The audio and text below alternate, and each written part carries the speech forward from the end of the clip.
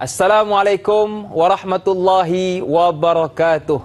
Allahumma salli ala Sayyidina Muhammad wa ala ali Sayyidina Muhammad. Apa khabar sedang pendengar, penonton yang dirahmati Allah sekalian? Mudah-mudahan saya doakan semua dalam keadaan sihat dan ceria. Amin ya rabbal alamin. Alhamdulillah, yang pertamanya marilah sama-sama kita menyusun kalimah syukur kepada Allah Subhanahu wa taala kerana pada pagi subuh yang indah dan barakah ini dapat kita bertemu sekali lagi dalam program soal jawab terbaik pagi anda. Pastinya tanyalah Ustaz biar tahu jangan keliru. Bersama dengan saya Da'i Hakim, mohon izin untuk mengendalikan program pada pagi ini. Sedang pendengar dan penonton yang dirahmati Allah sekalian, pagi ini kita nak bicarakan tentang satu topik yang sangat menarik yang ramai di antara kita masih lagi keliru berkenaannya, iaitu solat sunat rawatib. Akan kita bahaskan bersama dengan panel jemputan kita. Siapa lagi kalau bukan Ustaz Dr. Nur Muhammad Hadi ataupun nama glamournya Ustaz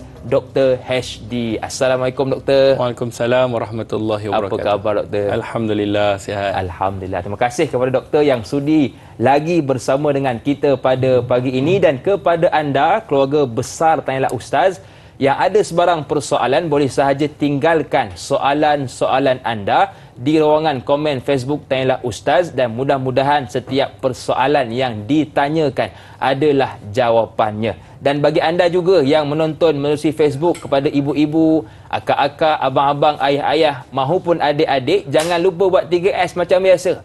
Yang pertama suka, yang kedua, ya betul, siapa, dan yang ketiga sebarkan juga kepada orang lain.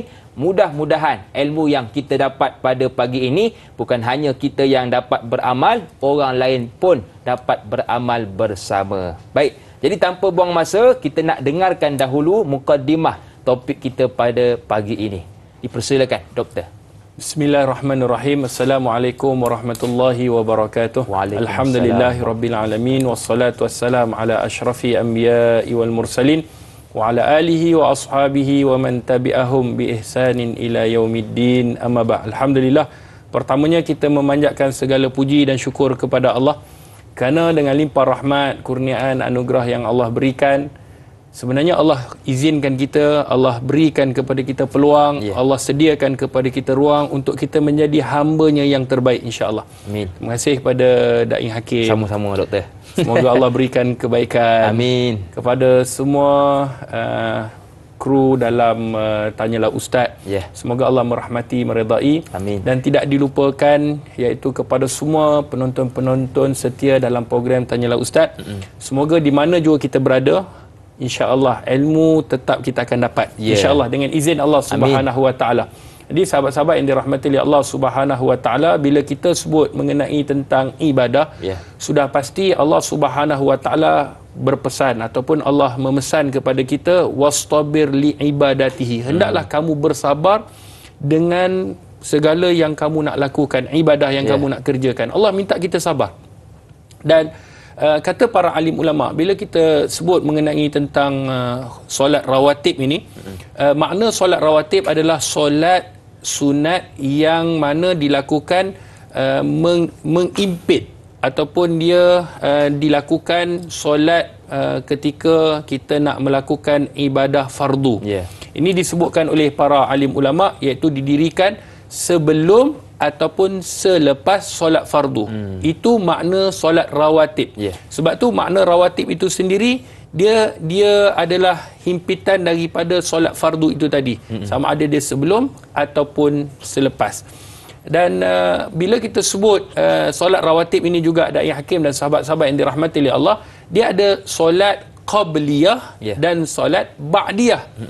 Kan kalau yang dah biasa buat, alhamdulillah, tapi bagi mereka yang dah tahu dah apa yang kalau kejap lagi saya akan bacakan hadis Nabi sallallahu alaihi wasallam, maka mereka akan tahu, ya Allah, besarnya fadilat orang yang melakukan solat sunat rawatib ni.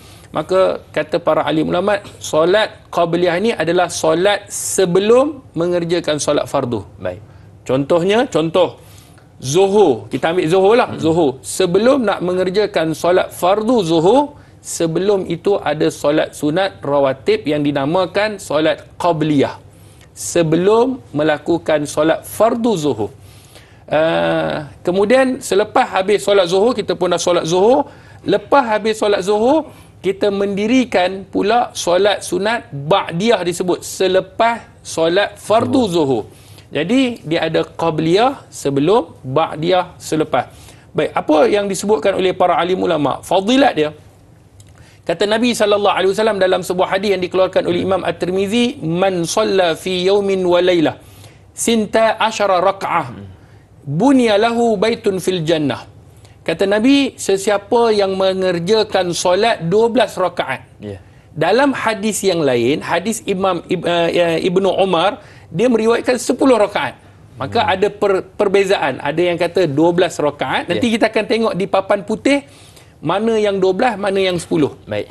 Maknanya kata Nabi SAW, sesiapa yang melakukan solat sebanyak 12 rakaat, dalam riwayat kata 10 rakaat sehari semalam, iaitu solat sunat qabliyah dan ba'diyah, maka subhanallah, Allah akan membina mahligainya, rumahnya dalam syurga. Masya-Allah. Dai Hakim, kalau rumah kita dah dekat situ, contoh Dai Hakim saya tanya rumah kat mana, dia kata dekat Kelang. Betul.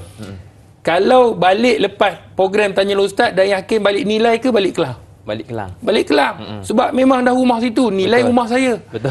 Takkan apa kena mengena Dai Hakim nak pergi rumah saya pula.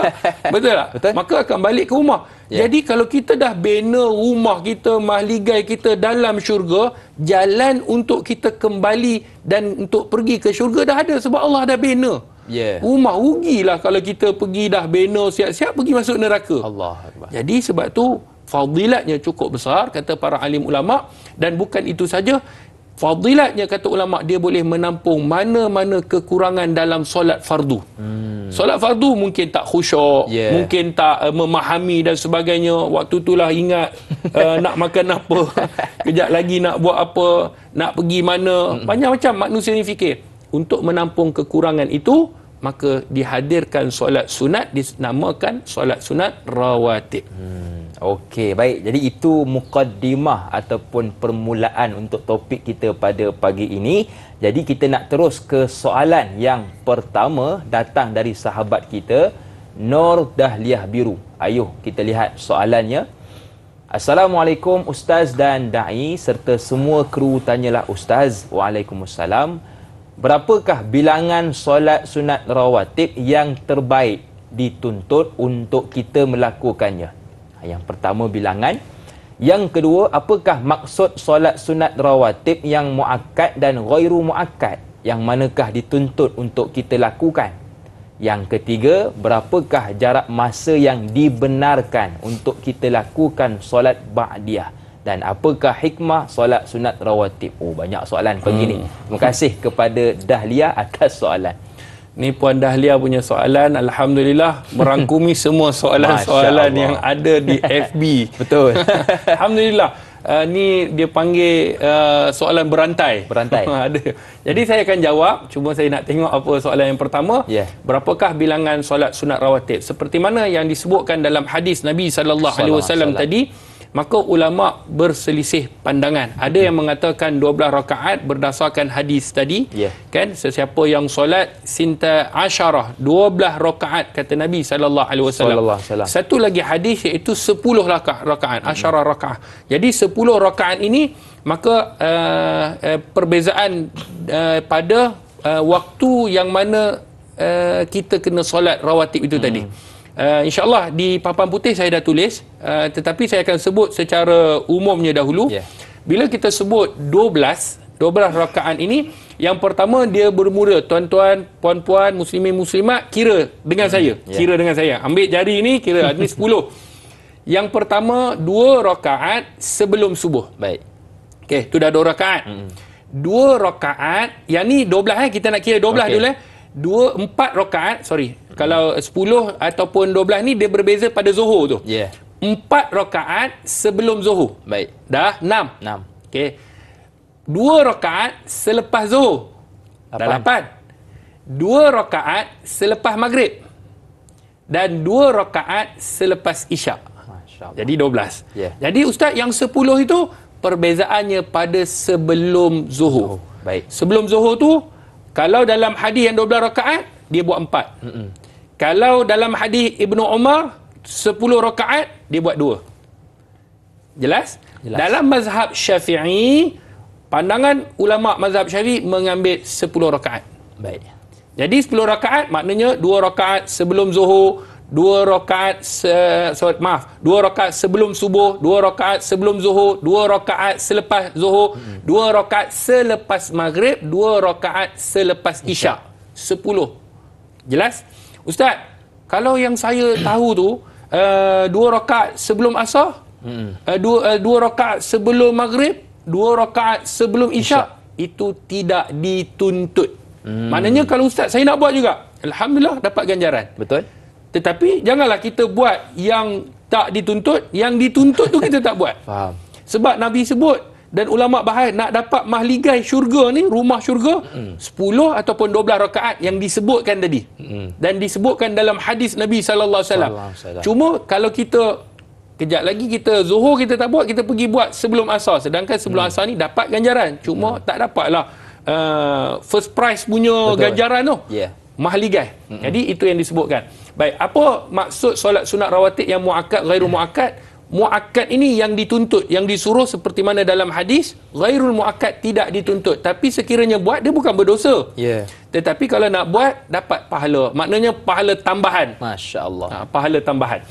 Kemudian berapakah jarak masa yang dibenarkan untuk kita lakukan solat sunat ba'diyah? Ni kebiasaan ramai yang tanya. Baik, solat sunat qabliyah dulu. Qabliyah ni sebelum melakukan solat fardu.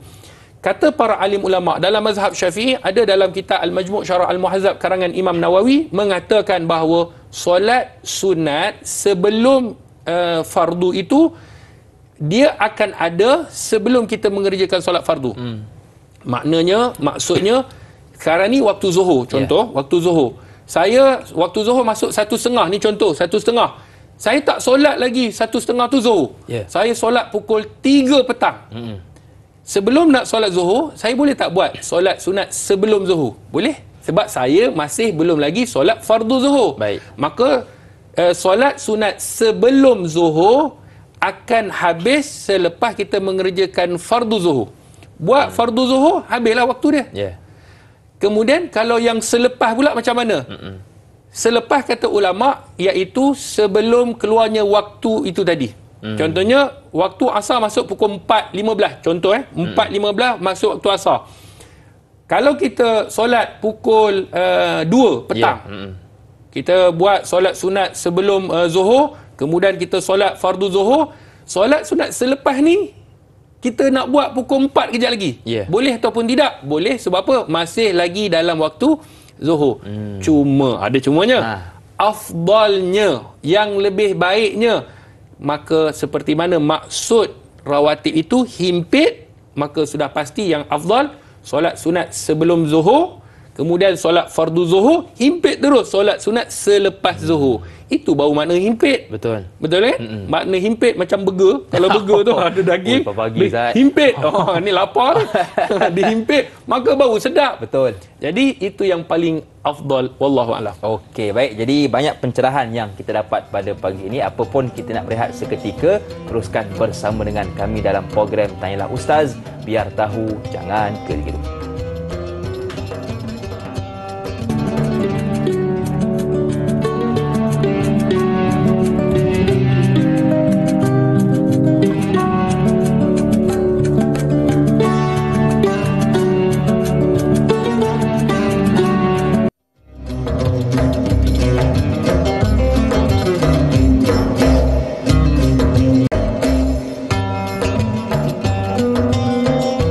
Terima kasih kepada anda yang masih lagi sudi bersama dengan kami dalam program Tanyalah Ustaz, biar tahu jangan keliru. Masih lagi bersama dengan saya Da'i Hakim dan juga panel kita Ustaz Dr. Nur Muhammad Hadi ataupun Ustaz Dr. HD. Baik, kita nak teruskan perbincangan kita berkenaan solat sunat rawatib. Ayuh kita dengarkan bersama. Silakan doktor. Bismillahirrahmanirrahim. Alhamdulillah. Terima kasih pada Da'i Hakim, sahabat-sahabat penonton yang setia dalam program Tanyalah Ustaz. Semoga Allah merahmati kita semua, insya-Allah. Jadi di papan putih ni dia lebih jelas. Jadi jangan ketinggalan, kita snap. Kalau saya tunjuk ni kejap lagi abang kameraman dia tunjuk, snap.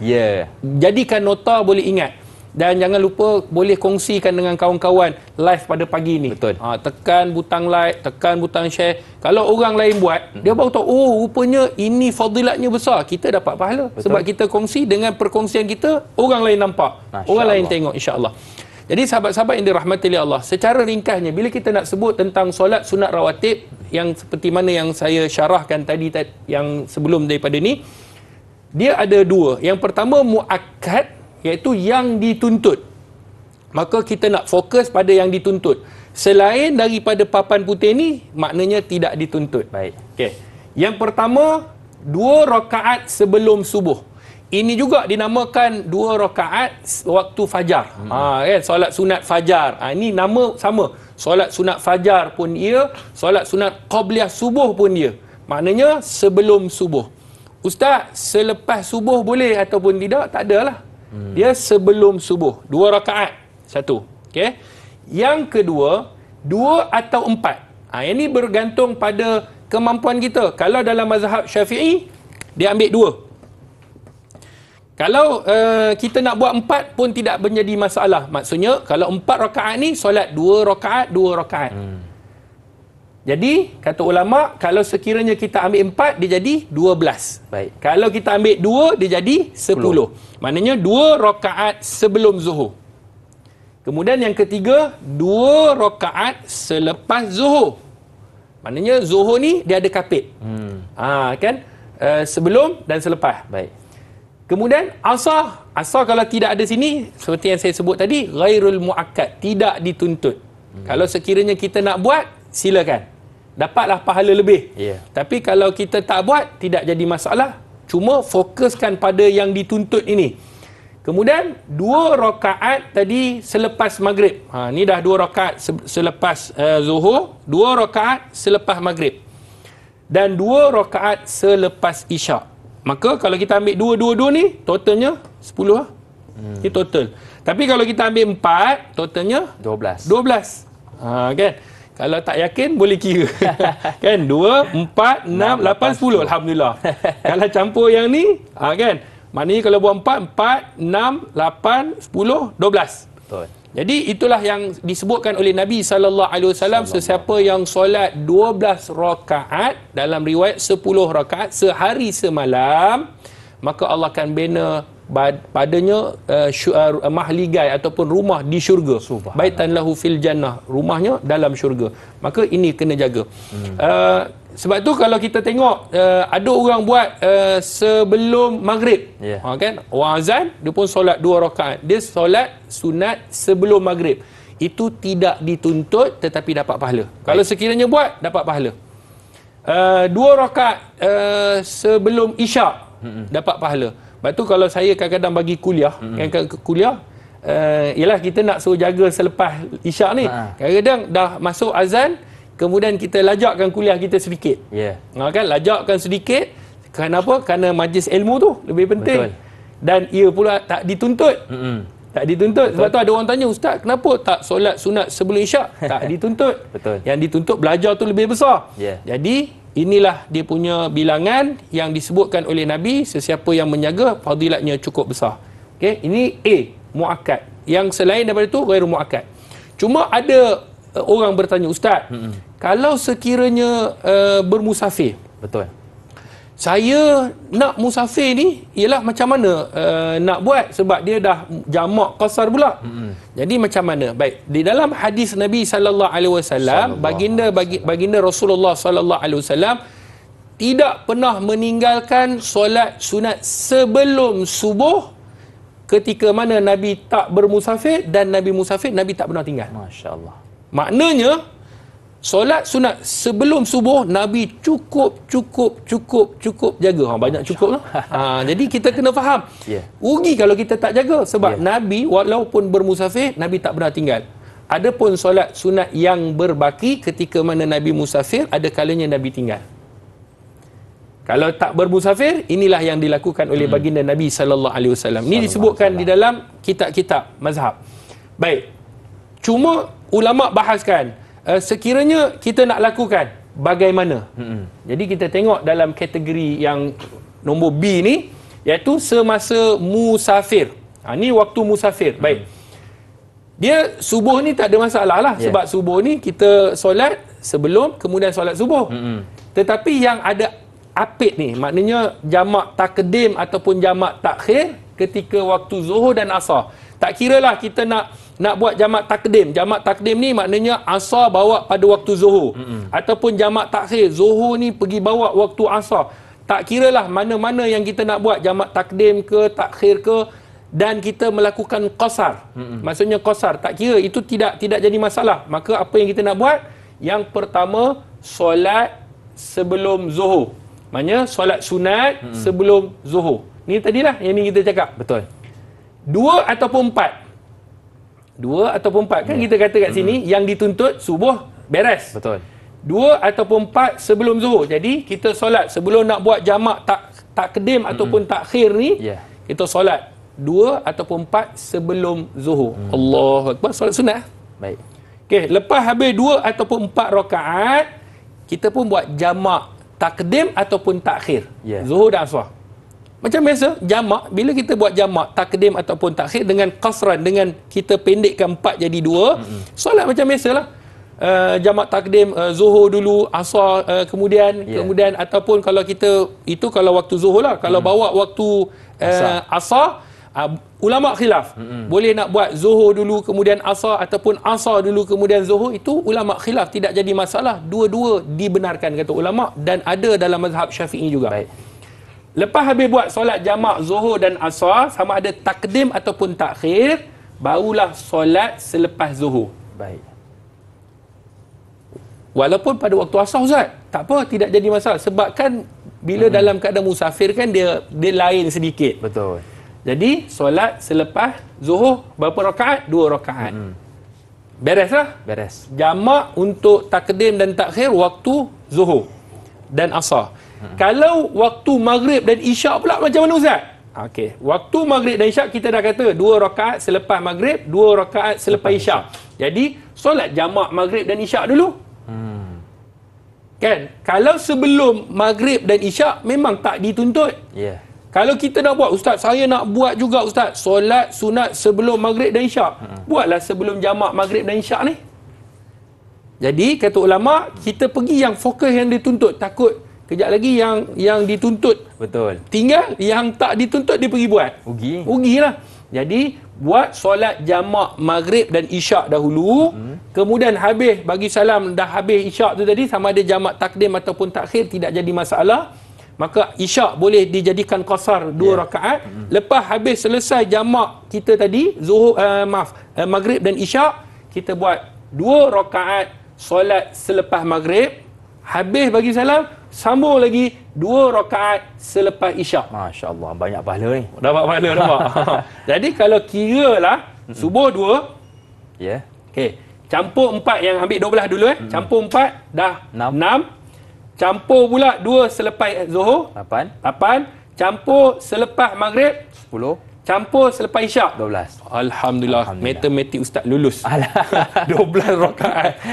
Jadi beza dia kalau kat sini, mana? Kalau kata nak 10, pada sebelum zuhur 2 rakaat. Jelas? Alhamdulillah, selesai. Alhamdulillah. Jadi kepada tuan-tuan dan puan-puan yang mungkin dalam keadaan musafir nak juga buat solat sunat, kalau tak buat tak tenang, Ustaz, maka inilah cara-caranya. Jangan kita bergaduh, teruskan buat, mudah-mudahan dapat pahala yang banyak di sisi Allah. Baik, cuma Ustaz, soalan kadang-kadang orang tanya tadi kan, bila kita duduk masuk masjid, kan ada satu solat tahiyatul masjid. Jadi bagaimana pula dengan keadaan seperti itu? Baik, ini satu soalan yang sangat bagus sebab ada orang bila dia masuk masjid, dia nak buat solat sunat sebelum zuhur. Contohlah, kita ambil zuhur lah. Sebelum zuhur. Tapi nak buat solat sunat dah ambil wuduk, solat sunat wuduk pula. Betul. Kemudian nak buat solat sunat tahiyatul masjid. 6 rakaat. Masya-Allah. Kita yang 2 rakaat ni pun menggeletar. Saya lah. Sama dah yakin, alhamdulillah.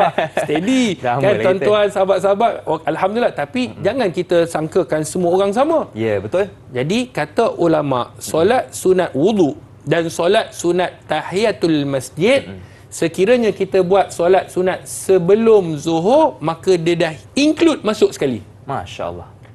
Itu disebutkan dalam kitab. Boleh rujuk dalam kitab Al-Majmu' Syarah Al-Muhazzab. Disebutkan bahawa solat sunat wuduk. Itu sebab fadilat. Kalau kita tahu fadilat orang yang solat sunat wuduk, nanti kita ada tajuk khas solat sunat wuduk ni.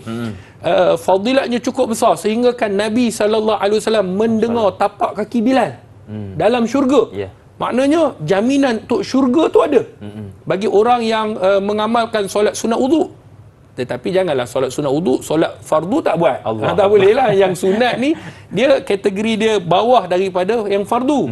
Maka kalau sekiranya dia dah berwuduk, dia pergi masuk masjid, dia nak buat solat sunat wuduk, kemudian nak solat sunat nak solat sunat tahiyatul masjid, sekiranya dia menggantikan dengan solat sunat sebelum zuhur, ni contohlah waktu zuhur, maka dia dah include dah tadi. Sebab apa? Kata para alim ulama, sebab ibadah tu sama. 2 rakaat sama 2 rakaat, rukuknya ni cuma niat je yang berbeza.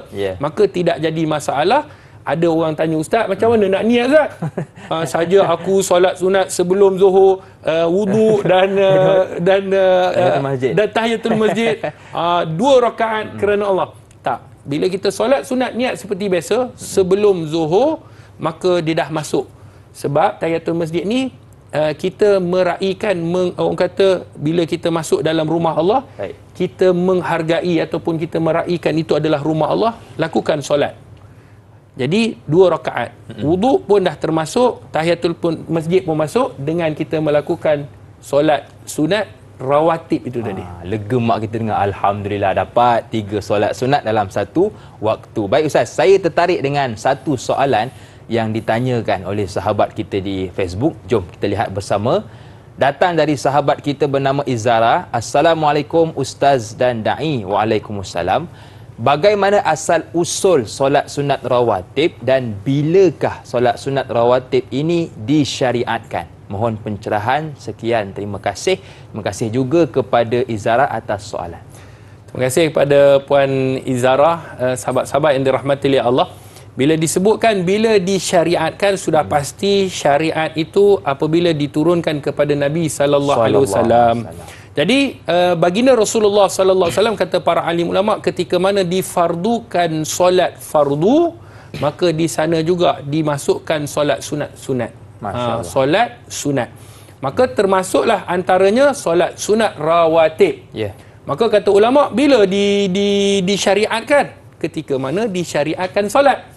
Sebab bila difardukan solat itu sendiri, maka di sana ada pahala-pahala tambahan. Sebab itu kata para alim ulama, sebenarnya bila kita solat sunat rawatib, dia menampung kekurangan dalam solat fardu.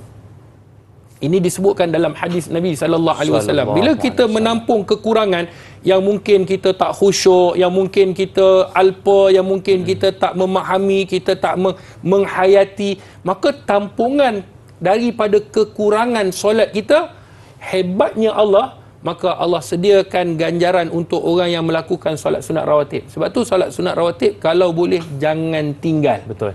Kalau boleh jangan tinggal.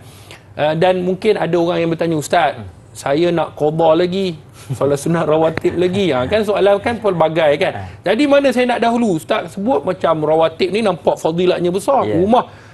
Maka sudah pasti kalau kita tengok ranking nak kena dahulukan, sudah pasti jawapannya solat fardu qada itu lebih penting daripada solat sunat rawatib. Betul. Kalau sekiranya dia mampu nak buat, qada pun dia boleh buat, rawatib pun boleh buat, kemudian ditambah pula fardu yang semasa pun dia buat, maka itu dipanggil excellent. Bagus. Betul. Okey, baik. Jadi itu jawapan kepada soalan yang ditanyakan. Banyak lagi yang ingin kita bincangkan bersama, tetapi kita nak beristighfar seketika. Teruskan bersama dengan kami dalam Tanyalah Ustaz, biar tahu jangan keliru.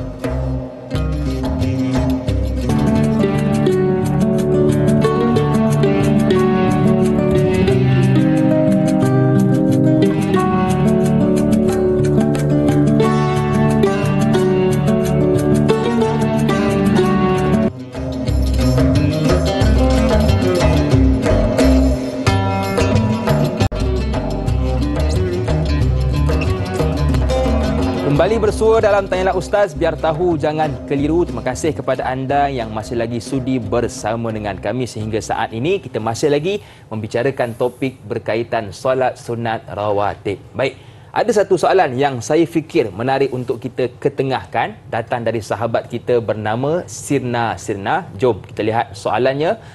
Assalamualaikum Ustaz Dr. Nur Muhammad Hadi, Da'i Hakim dan penonton setia Tanyalah Ustaz. Waalaikumsalam. Ada dua soalan. Yang pertama, adalah lebih baik berpisah atau bertukar tempat untuk mendirikan solat sunat rawatib? Mengapa dan apakah fadilatnya?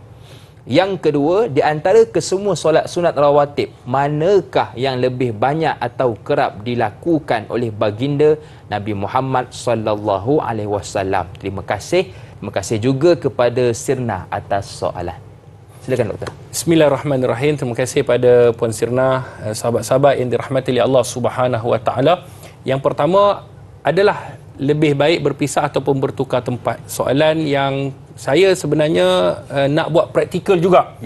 Dan ramai dalam kalangan kita yang apabila melakukan solat fardu, kemudian lepas bagi salam terus dia bangun buat solat sunat. Sebenarnya ini disebutkan oleh ulama dan disebutkan seperti mana dalam hadis, sepatutnya dia kena ada selingan, disebut selingan. Sama ada dengan kita bercakap ataupun dengan kita berzikir. Baik. Kenapa? Sekarang ni macam apa yang dibuat di masjid ataupun di surau ada zikir. Betul. Zikir-zikir itu sudah memadai. Contoh, saya nak buat praktikal. Contohlah, ini kita dah solat Zuhur Kita solat Zuhur, imam tahiyat. Contohlah tahiyat. Baik. Tahiyat. Ayat akhir ni. Baik. Kemudian imam bagi salam. Assalamualaikum warahmatullahi. Assalamualaikum warahmatullahi. Assalamualaikum warahmatullahi. Assalamualaikum warahmatullahi. Sepatutnya kita kena zikir. Ataupun bercakap. Maknanya bercakap itu kata para alim ulama sama ada kamu zikir ataupun apa yang boleh memisahkan antara fardu dengan sunat. Tetapi ada orang lepas dia bagi salam terus naik. Dia tak zikir, dia tak apa. Dia terus naik, dia solat sunat. Solat sunat rawatib tu tadi. Allahu akbar. Di tempatnya, maka kata ulama lebih baik dipisahkan dengan kita bercakap. Bercakap ni kalau sekiranya di rumah ni kita bercakap tidak jadi masalah. Ataupun bercakap itu kata para ahli ulama dengan erti kata berzikirlah. Kita berzikir, kita berdoa untuk memisahkan antara fardu dengan sunat. Maka bila kita dah bagi salam tadi, zikirlah. Astaghfirullahalazim, astaghfirullahalazim. Sebentar tak apa.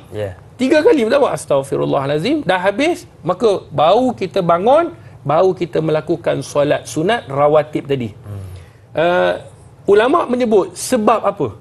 Kata para alim ulama, sebab tidak menjadikan orang nampak fardu itu seperti ada sambungan dia.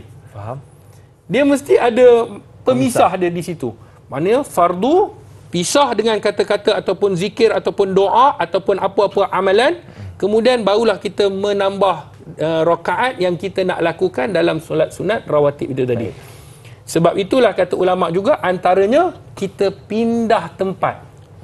Kalau katakan kita dah habis, kita kena pindah tempat.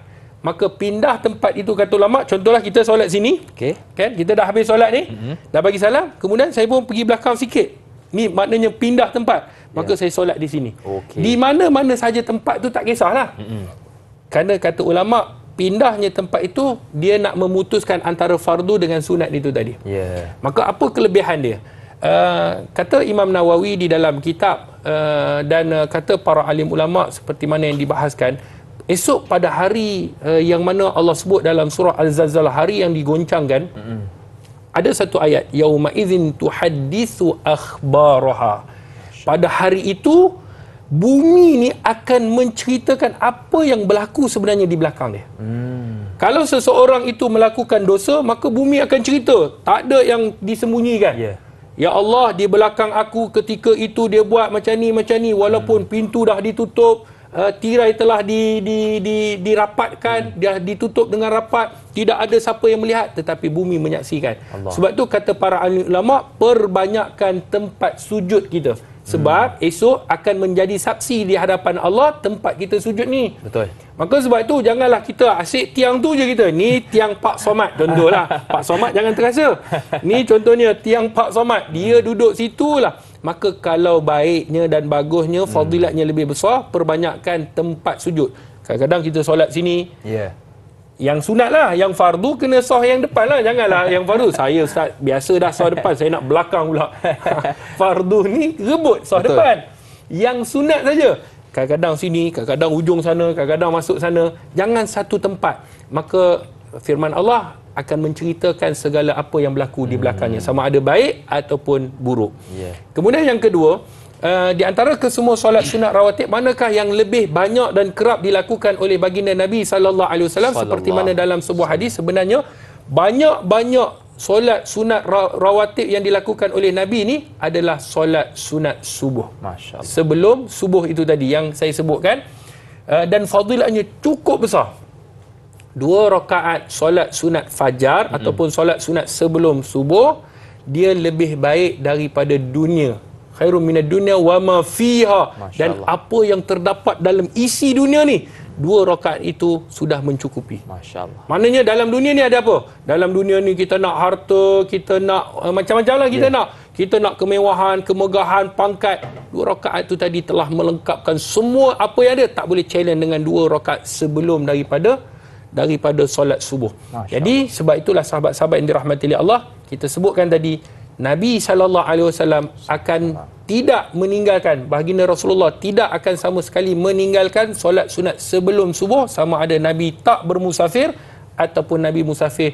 2 rakaat sebelum subuh Nabi jaga.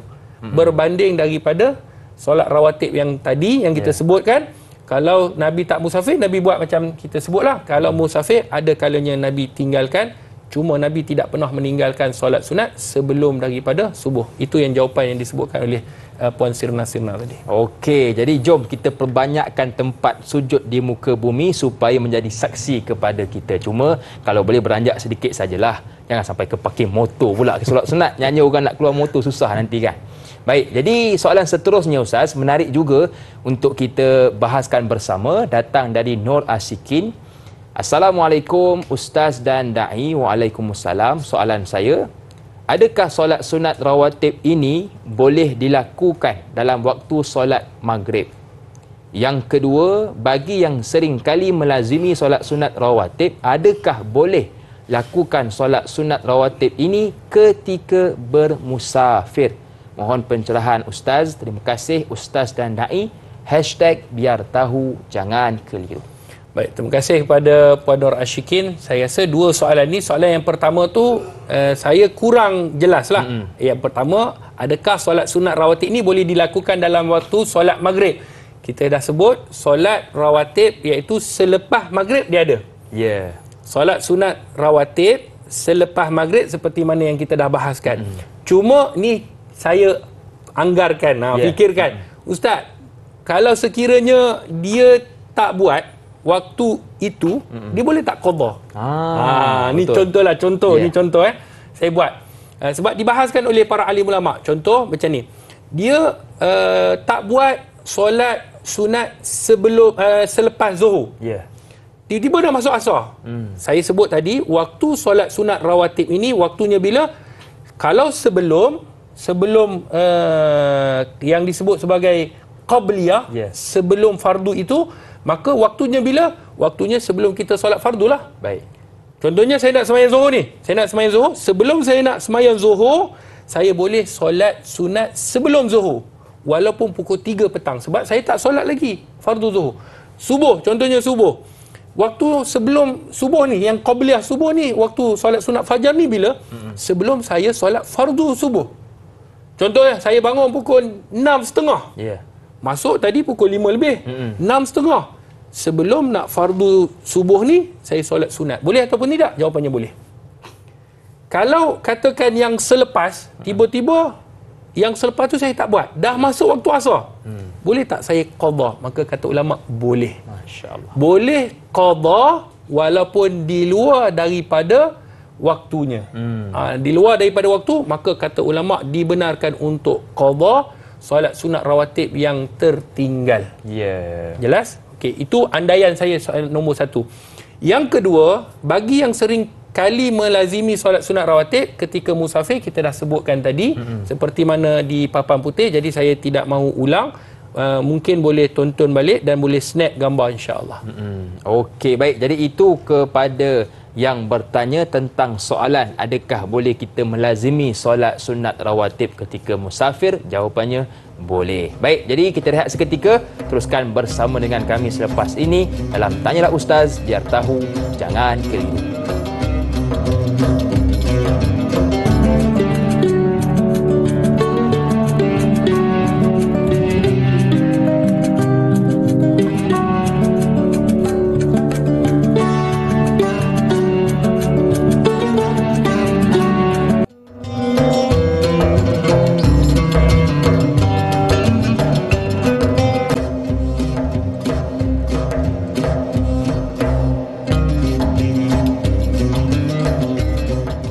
Muslimat yang dirahmati oleh Allah Subhanahu wa taala. Alhamdulillah, kerja-kerja untuk membangunkan sebuah kompleks tahfiz dakwah anak-anak mualaf sedang giat dijalankan. Kita sedang menambun tanah dan kita juga sedang membina retaining wall, dan insya-Allah kita akan piling dalam masa yang terdekat untuk membina masjid 3 pintu. Ayuh sama-sama menyumbang ke tabung pembangunan Akademi Al-Bayan untuk saham akhirat kita. Kita ingin melahirkan mereka yang berdakwah di jalan Allah, menegakkan kalimah la ilaha illallah di atas muka bumi Allah Subhanahu wa taala. Insya-Allah saham akhirat menanti kita, insya-Allah. Akademi Al-Bayan, satu agama, pelbagai bangsa.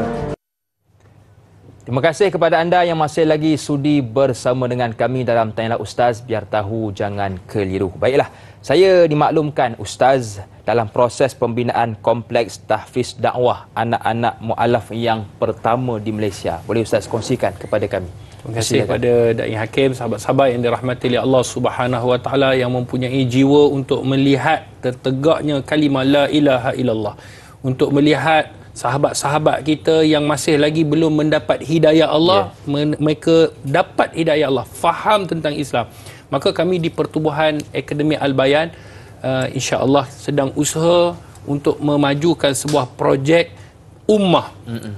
Ia adalah projek untuk kita melahirkan para dakwah, para da'i lah, para da'i, pendakwah-pendakwah mualaf yang pelbagai bahasa, pelbagai bangsa, insya-Allah. Kerana itulah kesatuan umat Islam. Dan alhamdulillah kita kerja-kerja proses kita nak melakukan kerja-kerja pembinaan sedang giat kita jalankan seperti mana yang kita wawarkan tadi. Dan insya-Allah piling kita akan masuk. Kenapa? Kerana inilah masanya untuk kita menyumbang. Kerana di sanalah akan tertegaknya kompleks, sebuah kompleks yang pertama di Malaysia, yang itu adalah satu benda yang kita nak buat untuk sumbangan kepada masyarakat. Sebab anak-anak mualaf ini, mereka ini ada bahasanya, mereka ada budayanya, mereka ada bangsanya. Jadi kita nak tunjukkan, walaupun kita kepelbagaian bangsa ataupun bahasa, kompleks yang kita akan bina ni, kita ada ruang solat. Masjid ini yang dinamakan Masjid 3 Budaya ataupun 3 Pintu. Mana-mana yang kita masuk, tak kiralah kita ni apa pun latar belakang kita, kita akan menyembah Allah yang Maha Esa. Lepas tu kita akan tengok seni bina Melayu, seni bina Cina, seni bina India, dan disatukan di dalam masjid Allah, di dalam rumah Allah. Sebab tu tagline kami, satu agama pelbagai bangsa. Masya-Allah. Itulah Islam. Islam tidak pernah melihat pada warna kulit, darjat ataupun apa, tetapi Islam melihat pada ketakwaan dan keimanan. Sahabat-sahabat yang dirahmati oleh Allah Subhanahu wa taala, maka apa yang kita perlu buat? Maka kita sokong dengan kita menyebarkan, kita perluaskan, dan kita seru kepada sahabat-sahabat kita semua sedekah subuh, sedekah Jumaat seperti mana nombor yang tertera. Boleh pergi ke website, boleh juga pergi ke laman web kita, ataupun boleh berjumpa sendiri dengan saya sekiranya waktu itu mengizinkan, insya-Allah. Dan alhamdulillah saya baru berjumpa dengan TYT Melaka. Masya-Allah. TYT Melaka menjemput dan dia sangat seronok dengan projek ini, dan dia mengatakan insya-Allah sekiranya siap dia akan datang untuk merasmikan. Kita jumpa juga dengan Kerajaan Negeri Melaka. Kita minta kebenaran. Dan kita baru semalam saya jumpa ahli majlis mesyuarat, iaitu Majlis Pembandaran Alor Gajah. Semua jabatan ada, semua memberi komen yang baik-baik, dan mereka menyokong penuh projek ummah ini kerana ia akan menjadi satu tarikan, satu tempat dakwah untuk berdakwah di jalan Allah. Dan uniknya pada tahun 2026 kita ada tahun melawat Malaysia. Betul. Dan insya-Allah dengan sumbangan tuan-tuan, sekiranya kita habis pembinaan pada 2025, pada tahun 2026 kita boleh buka untuk orang datang melawat, untuk orang faham lagi tentang Islam. Maka saham kita sudah pasti Allah jamin. Kenapa? Kerana kita telah memberikan sumbangan kita yang terbaik untuk pembangunan ummah. Dan kita juga bukan hanya meminta, kita juga jual sambal teriak. Tujuan adalah untuk kita membeli, kita tahu ada yang nak membeli sambil menderma. Betul. Jadi siapa-siapa yang nak beli, seperti mana nombor yang tertera, boleh telefon, boleh pergi ke website kita, boleh datang ke pejabat untuk beli, dan insya-Allah di sana juga ada juga saham untuk kita menyumbang. Jadi insya-Allah dah ramai dah beli, alhamdulillah. Boleh tengok di Shopee, orang bagi feedback yang baik, dan ikan bilisnya cukup banyak. Semoga apa yang kita buat ini, sahamnya insya-Allah kita akan dapat dunia dan juga akhirat. Dan insya-Allah boleh follow rapat-rapat Dr. HD di website, di media sosial, kerana bukan Da'i Hakim je ada follower, kita juga nak, orang kata, nak mewar-warkan perkara-perkara, poster-poster yang macam tadi tu. Kalau siapa yang ikut Dr. HD, insya-Allah dia akan dapat poster-poster tu, dan kita akan buat jelajah seluruh Malaysia untuk praktikal solat. Dan insya-Allah pada bulan hadapan kita akan buat di Selangor. Jadi orang Selangor insya-Allah follow rapat-rapat, kita akan maklumkan di mana, percuma, nota disediakan, dan insya-Allah kita akan tunjuk, dan boleh tanya dia. Kalau program pagi ni, tanyalah ustaz sana, tanyalah sampai faham. Wallahu a'lam. Alhamdulillah. Jadi jom tuan-tuan dan puan-puan, sama-sama kita menyumbang. Kalau nak menderma sahaja boleh, nak membeli sambil berderma pun boleh, tidak ada salah. Baik, jadi kita masih lagi membicarakan topik pada pagi ini berkaitan solat sunat rawatib. Jadi doktor, ada orang bertanya, contoh solat sunat sebelum subuh 2 rakaat. Kadang-kadang kita tak nak tinggal berjemaah, jadi kita tak sempat nak buat solat sunat, maka kita qada selepas subuh. Dibenarkan atau bagaimana? Baik, sahabat-sahabat yang dirahmati oleh Allah Subhanahu wa taala, ada dalam dua pendapat berdasarkan dua hadis Nabi sallallahu alaihi wasallam, dan kedua-duanya dibenarkan. Masya-Allah. Yang pertama, seperti mana yang kita maklum, para alim ulama menyatakan qada kalau sekiranya dia dah tahu dah fadilat subuh ni. Secara ringkasnya, kata para alim ulama, sebelum subuh dia tak buat. Dia tertinggal lah, dia pun solat fardu, dia nak lakukan selepas daripada itu. Maka dalam satu hadis Nabi sallallahu alaihi wasallam, Nabi suruh dia lakukan ketika matahari dah terbit. Maksudnya pada waktu duha lah.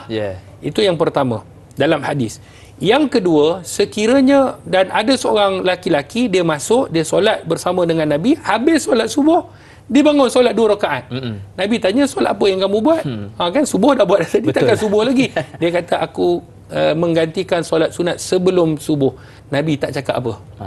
Nabi diam. Maknanya diamnya Nabi SAW itu adalah takrir, maknanya menunjukkan dibenarkan. Maka kata ulama, sekiranya kita tertinggal solat sunat sebelum subuh, sama ada kita buat pada waktu duha dengan niat qada lah waktu sebab kita dah tertinggal, ataupun selepas daripada solat subuh kita boleh bangun, kita boleh solat sunat sebelum daripada subuh dengan qada. Cumanya kena hati-hati daripada fitnah orang. Ingat, oh dia ni pergi tambah subuh, iman mantap ni, aku iman solat subuh 2, dia 4. Lepas 2 dia kata lain macam ni. Jadi kena juga jaga. Dia kata siapa suruh dia buruk sangka? Tak, kena juga jaga supaya fitnah itu tidak timbul. Maka dia boleh solat sama ada di rumah dia ke, ataupun ialah kawasan-kawasan yang dia rasa selamat daripada fitnah. Okey Ustaz, dan kita pun tahu Ustaz, ada waktu-waktu yang diharamkan solat padanya, dan ada orang dibuat solat sunat pada waktu tersebut, maka dibenarkan atau bagaimana? Baik, sahabat-sahabat yang dirahmati oleh Allah Subhanahu wa taala, waktu-waktu yang terlarang ni kita tahu ada 3 waktu. Yang pertama, selepas solat fardu subuh sehingga terbitnya matahari. Maknanya kalau kita tengok waktu syuruk, kalau dekat masjid tu ada waktu syuruk. Waktu syuruk, contohlah pukul 7. kita tambah 15 minit, kata ulama, maka waktu itu dibenarkan untuk solat sunat. Okey, waktu selepas subuh sehingga waktu matahari naik, itu satu. Yang kedua, waktu yang mana disebutkan waktu tengah-tengah, matahari di atas kepala. Waktu ketika matahari di atas kepala, bagaimana nak tahu? Kita letakkan satu batang orang kata kayu, tidak ada keluar bayang-bayang. Maka waktu itu matahari betul-betul di tengah sebab tak ada keluar bayang-bayang. Waktu itu tak lama, 3-4 minit je. Kemudian dia akan keluar. Waktu itu tidak dibenarkan. Dan yang ketiga, waktu yang disebutkan iaitu selepas solat asar sehingga terbenamnya matahari sehingga masuknya waktu maghrib. Tiga waktu ni tidak dibenarkan untuk dilakukan solat sunat. Apa-apa solat sunat, melainkan solat sunat yang dilakukan, kata para alim ulama, yang berhajat kepada sesuatu. Contoh, solat sunat yang dibenarkan, yang dibenarkan, contohnya solat sunat tahiyatul masjid. Baik. Itu dibenarkan. Kemudian kata para alim ulama, solat sunat hajat, solat sunat taubat, solat sunat ini tak dibenarkan sebab tidak ada keperluan. Jadi solat-solat sunat begini tidak boleh. Cuma kata ulama, solat qada dibenarkan. Masya-Allah. Solat fardu qada dibenarkan walaupun pada 3 waktu ini.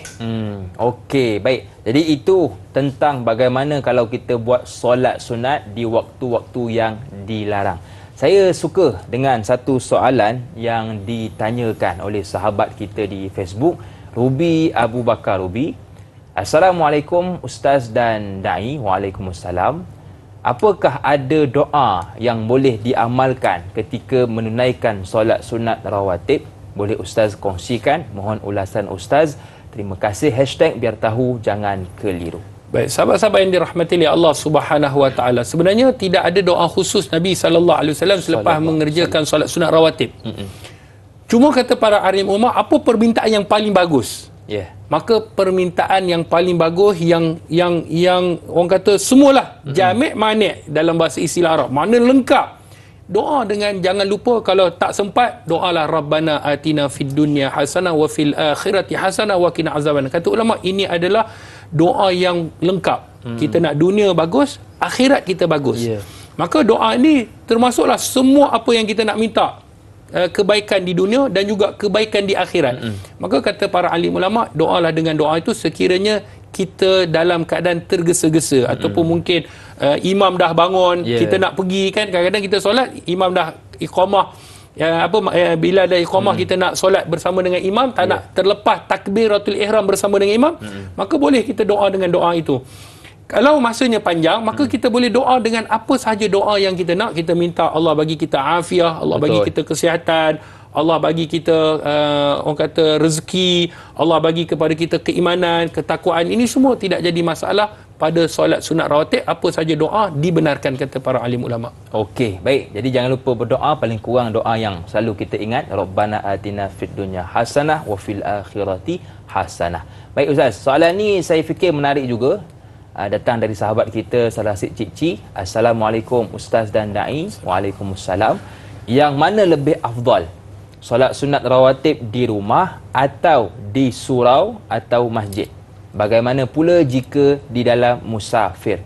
Yang kedua, adakah solat sunat rawatib ini tidak boleh dilakukan selagi mana belum masuk waktu bagi solat fardu? Mohon Ustaz perjelaskan. Syukran. #biar tahu jangan keliru. Sahabat-sahabat yang dirahmati oleh Allah Subhanahu Wa Taala, yang pertama, mana lebih afdal? Sudah pasti baginda Nabi sallallahu alaihi wasallam melakukan solat sunat ni di rumah. Maka kata ulama, solat sunat ni boleh dilakukan di rumah. Maknanya lepas habis solat kita pun balik solat di rumah, kerana rumah kita perlu dihidupkan. Ni janganlah rumah kita set lagu je, dandut lah, lagu lah, cerita lah, macam-macam. Tapi jadikan rumah kita sebagai kubur. Tak, kena baca Quran, kena zikir, kena mendirikan solat. Maka boleh lakukan solat sunat di rumah. Tetapi kalau sekiranya kadang-kadang, ialah balik rumah, biasalah dia nampak remote, bini ada dan ada makanan pula, lupa rawatib tu tadi. Maka kata ulama, boleh juga dibuat di masjid ataupun di surau. Kemudian yang kedua, solat sunat rawatib ini tidak boleh dilakukan selagi mana masuk waktu bagi solat fardu. Tak boleh. Solat sunat sebelum Zuhur, kena masuk waktu Zuhur dulu, barulah boleh dia solat. Dan waktu itu seperti mana saya sebut, dia masuk waktu Zuhur, barulah kita boleh buat solat sunat sebelum, dengan syarat kita belum melakukan solat fardu Zuhur ni. Baik. Jadi kita boleh. Dan selepas itu, maka sebelum keluarnya waktu Zuhur itu tadi, maka kita boleh. Kalau sekiranya dah lepas, kita qada. Okey, baik. Jadi kita nak berehat seketika. Teruskan bersama dengan kami selepas ini di TV9. Tanyalah Ustaz, biar tahu jangan keliru. Akademi Al-Bayan membawa impian besar untuk melahirkan golongan pendakwah yang berupaya menyebarkan syiar Islam dengan menggunakan bahasa yang difahami oleh bangsa mereka sendiri, sekaligus menjadikan mereka ini sebagai aset terpenting umat Islam. Ayo, sama-sama kita santuni mu'alaf agar mereka mengenal Islam.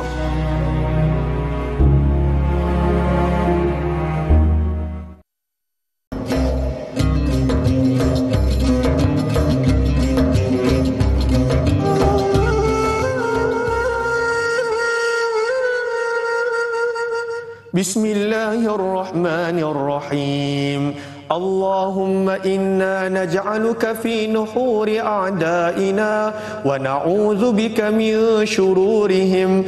Allahumma baddid syamlahum wa farriq jam'ahum wa shattit kalimatahum wa zalzil aqdamahum wa sallit alaihim kalban min kilabik ya qahhar ya jabbar ya mutaqim ya Allah ya Allah ya Allah.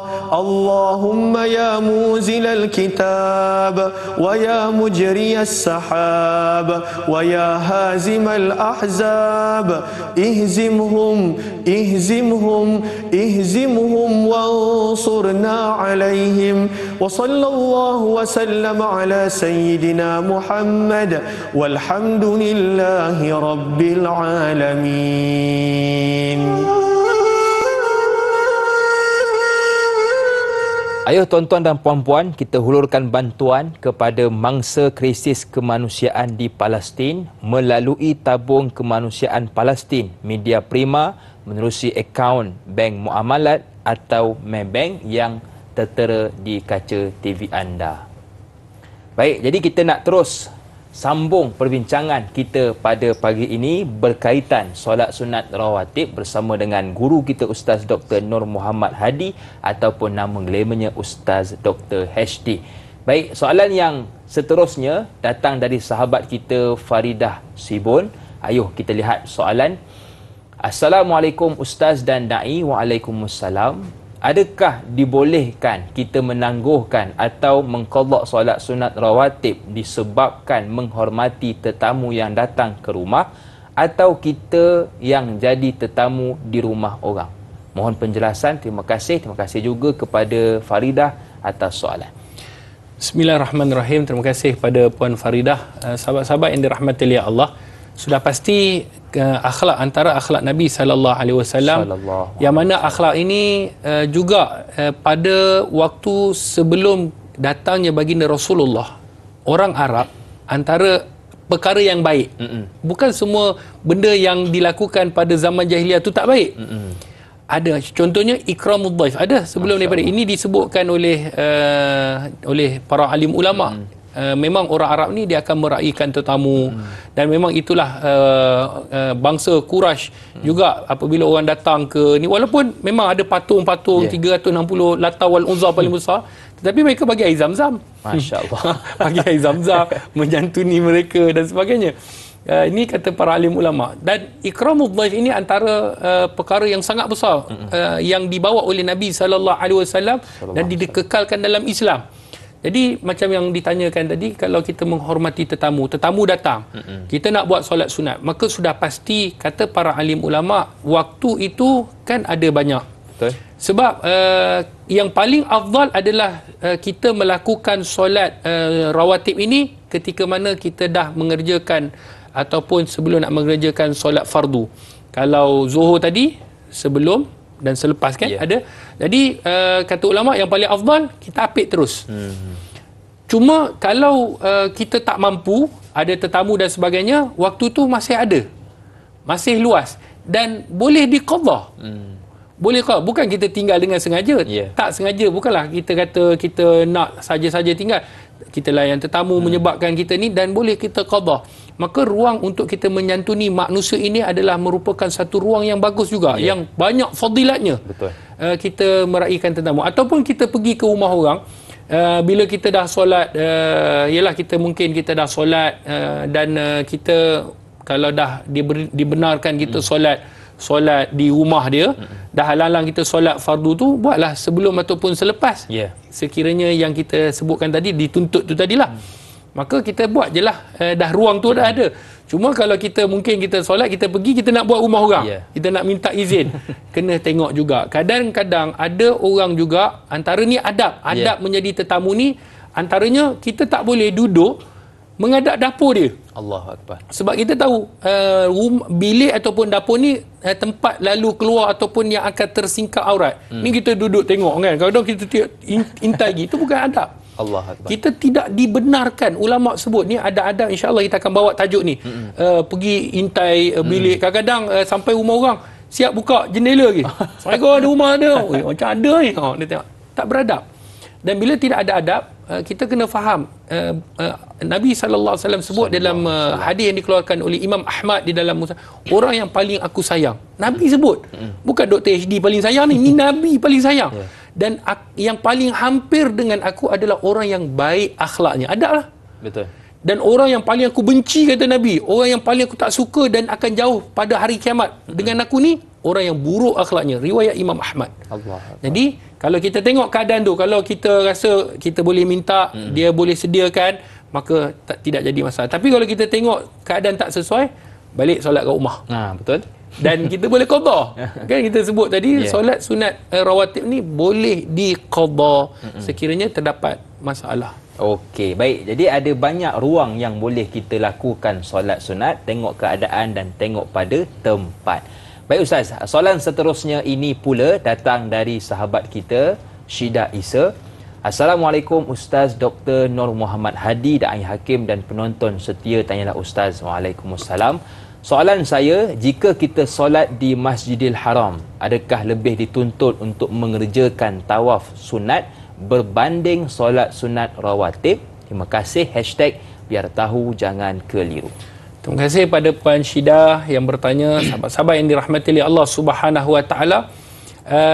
Bila sebut tentang Masjidil Haram, teringat sebelum nak jawab.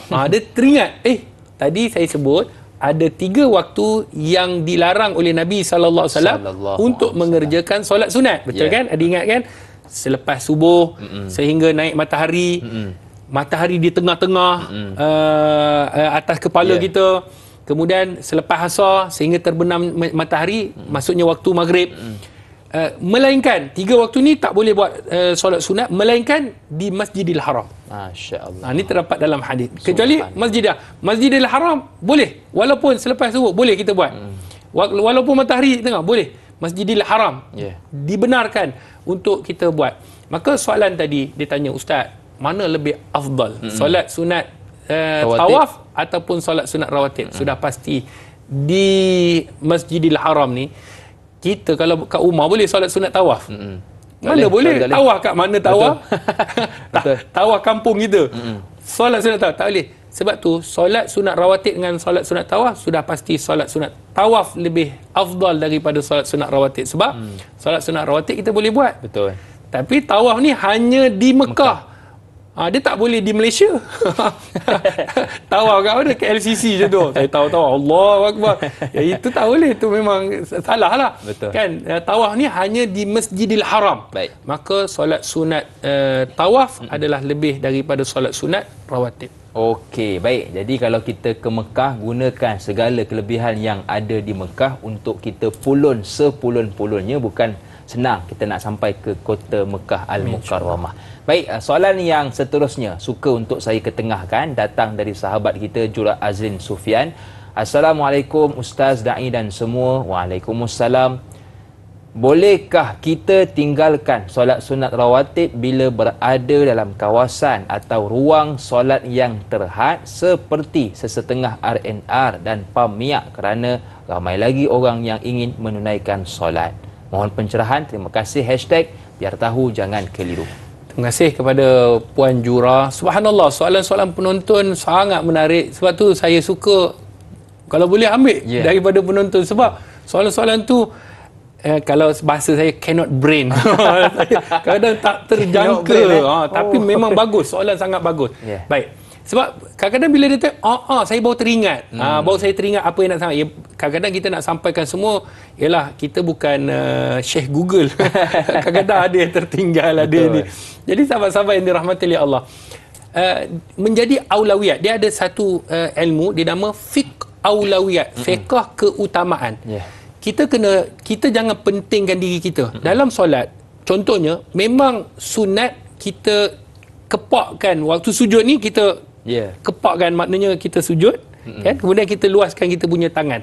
Tapi dalam keadaan kalau kawan sebelah dan sempit, kita sigong dia, kan menyakiti dia. Betul. Maka daripada segi adab dan daripada segi tata cara bagaimana Islam, waktu solat berjemaah kita kena kecilkan. Walaupun sunat kita kena lebarkan. Begitu juga kalau kita nak tahiyat akhir. Contoh sebelum nak jawab, ni bukan Ustaz pusing tapi nak bagi faham. Tahiyat akhir, kadang-kadang kita duduk kaki kawan sebelah, sedap pula kaki dia. Dia padan muka. Inilah ujian daripada Allah. Tak kena kat kita. Kena pula yang duduk 160 kg. Allahu Akbar. Gaut terus. Minta maaf. Bukan ada apa-apa gurau. Pagi-pagi takkanlah kita nak serius kan. Jawapannya adalah sedemikian. Tak ceria pula. Jadi adabnya kalau kita terduduk atas kaki, kita boleh duduk seperti tahiyat awal. Sebab apa? Memudaratkan orang. Begitu juga di RNR ataupun di PAM Minyak yang kita tahu kita dah solat fardu. Orang tunggu, kita pun doa lama-lama. Ya Allah, kau selamatkanlah. Ya Allah, kau bagilah. Orang kata aku nak solat juga. Betul. Jadi, adakah nak itu doa? Begitu juga solat sunat rawatib. Baik. Jawapannya, solat sunat boleh dilakukan atas kenderaan. Masya Allah. Solat fardu kena di atas permukaan. Tetapi Nabi SAW seperti mana dalam hadis yang dikeluarkan oleh Imam Al-Bukhari, Nabi solat di atas kenderaan. Di atas binatang tunggangan. Nabi bersila, dalam keadaan bersila, Nabi solat. Maka tak menghadap kiblat, tak apa. Itu kelebihan solat sunat. Kan? Cik abang duduk pandu, bang, saya nak solat sunat rawatib. Dalam keadaan duduk. Allahu Akbar, solat. Jadi itu yang seperti mana yang ditanyakan. Maka dahulukan orang nak solat fardu, kita boleh solat di dalam kenderaan. Baik Ustaz, kita nak bertakbir seketika. Teruskan bersama dengan kami selepas ini. Pastinya dalam Tanyalah Ustaz, biar tahu jangan keliru.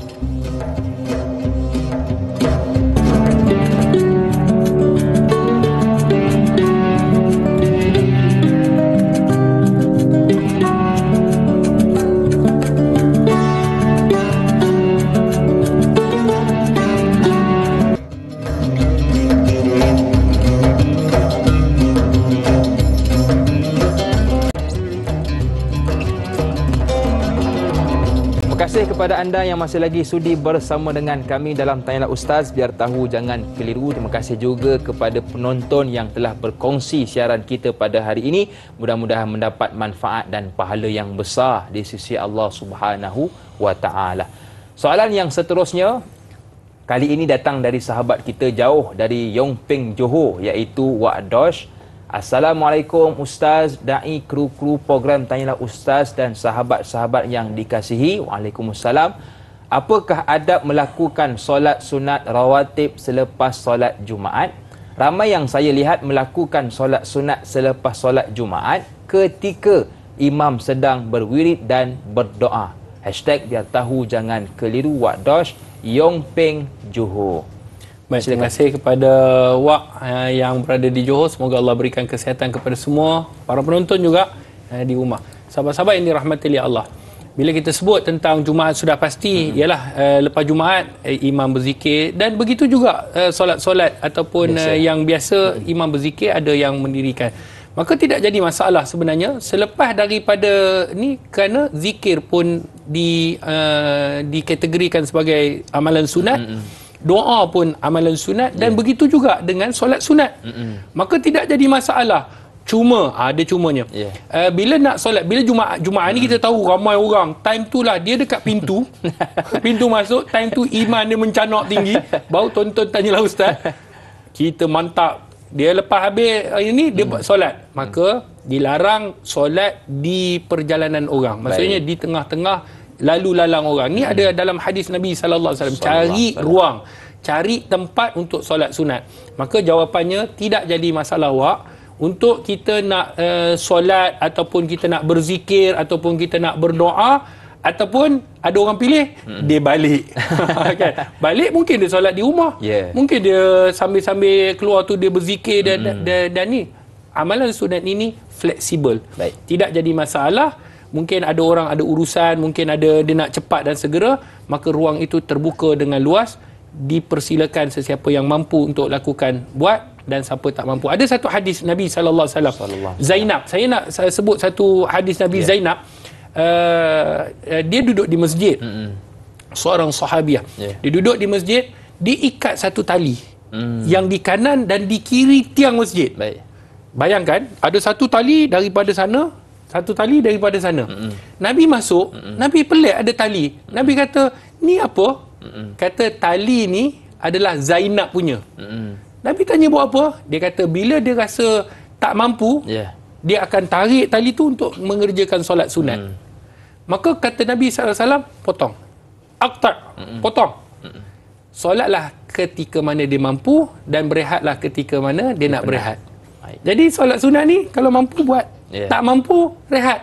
Tidak ada paksaan. Kerana Allah tidak pernah rasa bakhil, Allah tidak pernah rasa takkan habis ganjaran pahala di sisi Allah, yang mana sesiapa yang mengerjakan amalan sunat, tetapi yang dikhawatiri kata para ahli ulama, kita yang akan rasa bosan dalam melakukan amalan-amalan ni. Allahu Akbar. Baik, jadi bila mana kita melakukan ibadat ataupun amalan-amalan sunat, maka tengoklah tempat. Kalau melarang orang, contoh bab kata doktor tadi, nak keluar daripada masjid, maka carilah tempat yang lain.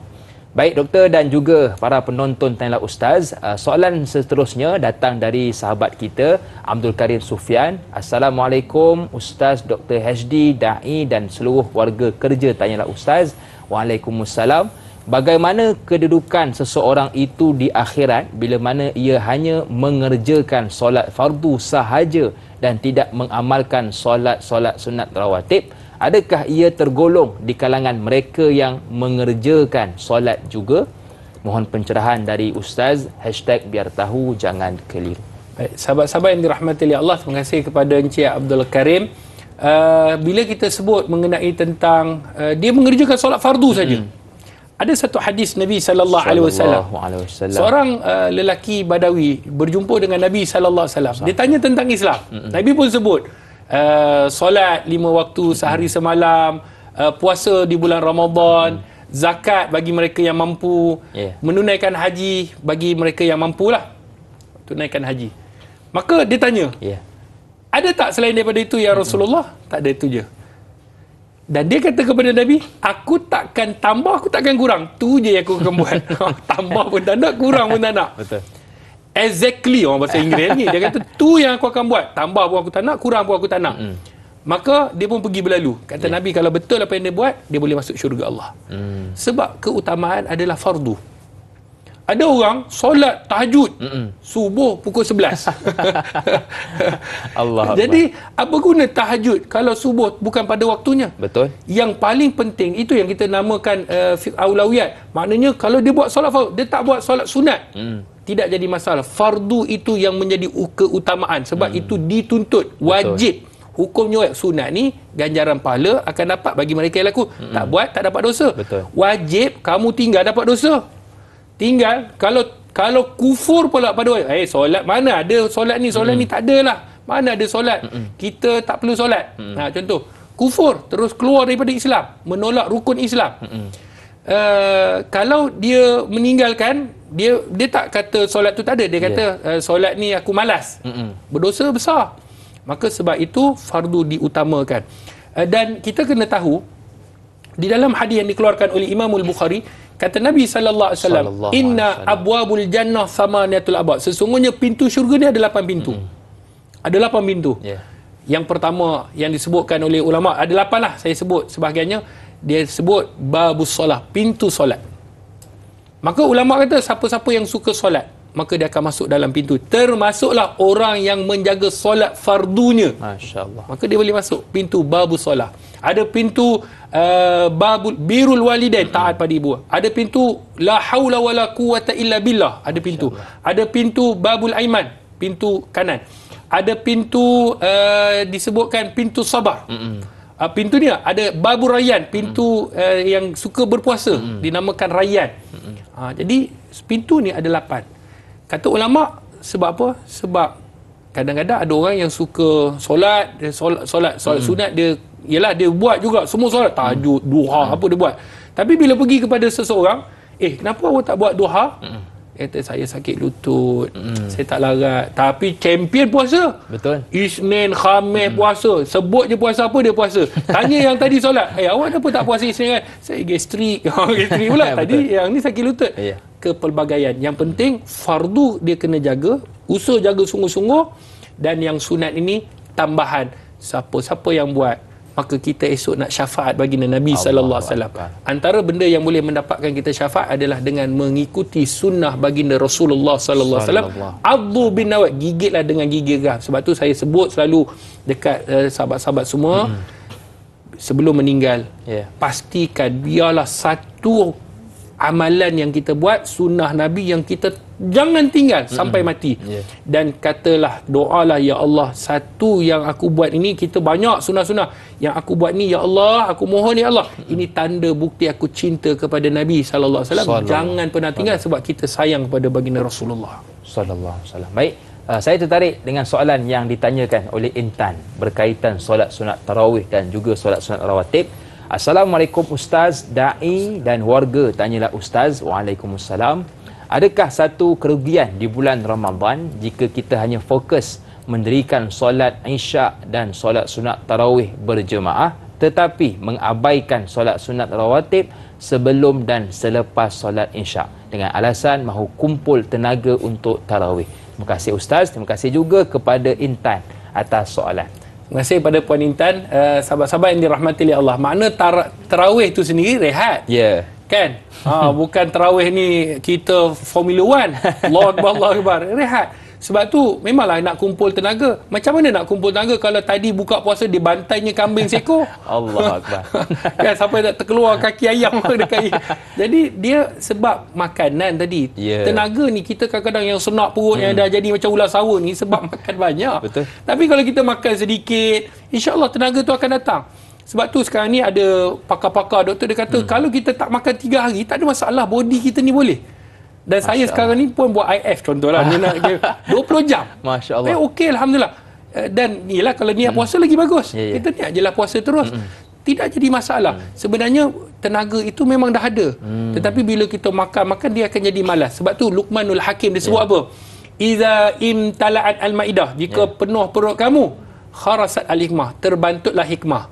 Waqa'atil a'dha' anil ibadah, maka kamu akan bermalas-malasan dalam ibadah. Jadi kepada mereka, rebutlah peluang. Tarawih pun ada fadilahnya, rawatib pun ada fadilahnya. Kalau boleh buat dah sebaik mungkin, dapat rebutkan ganjaran di sisi Allah. Kedua-duanya kita dapat. Dan bila disebut tadi sedikit, 1 minit, 1 minit tentang boleh tak buat solat rawatib ni berjemaah, maka lebih baik buat sendiri. Ada solat yang boleh buat jemaah, ada solat yang kena buat sendiri. Takkan tahiyatul masjid kena panggil orang, mari kita buat berjemaah tahiyatul masjid. Sebab orang masuk berbeza-beza. Jadi buatlah sendiri-sendiri, itu lebih baik daripada berjemaah. Ada solat sunat yang boleh buat berjemaah, ada solat sunat yang perlu buat sendiri. Wallahu a'lam. Alhamdulillah, kita sudah berada di penghujung rancangan. Sebagai penutup mendapatkan barakah, doa ringkas dipersilakan doktor. Bismillahirrahmanirrahim. Alhamdulillahirabbil alamin, wassalatu wassalam ala asyrafil anbiya'i wal mursalin wa ala alihi wa sahbihi ajmain. Ya Allah, ya Tuhan kami menadah tangan pada pagi ini ya Allah. Kami mengharapkan keampunan-Mu ya Allah. Kami tahu Engkau Maha Mulia ya Allah, Kau Maha Pengampun. Ampunkanlah segala dosa yang telah kami lakukan ya Allah, secara zahir ataupun batin, yang kecil ataupun yang besar ya Allah. Sama ada kami mengetahui ataupun tidak. Ya Allah, ampunkanlah dosa ibu bapa kami ya Allah. Rahmatilah mereka seperti mana mereka merahmati kami sewaktu kami kecil. Ya Allah, permudahkanlah urusan kami ya Allah, dunia dan juga akhirat. Permudahkanlah urusan kami pada pagi ini ya Allah. Matikanlah kami dalam kebaikan, janganlah Kau matikan kami dalam keburukan. Ya Allah, bantulah sahabat-sahabat kami di bumi Palestin ya Allah. Bantulah mereka ya Allah. Kami tak mampu untuk ke sana ya Allah, tapi kami kirimkan doa ya Allah, kerana doa itu merupakan senjata bagi orang mukmin ya Allah.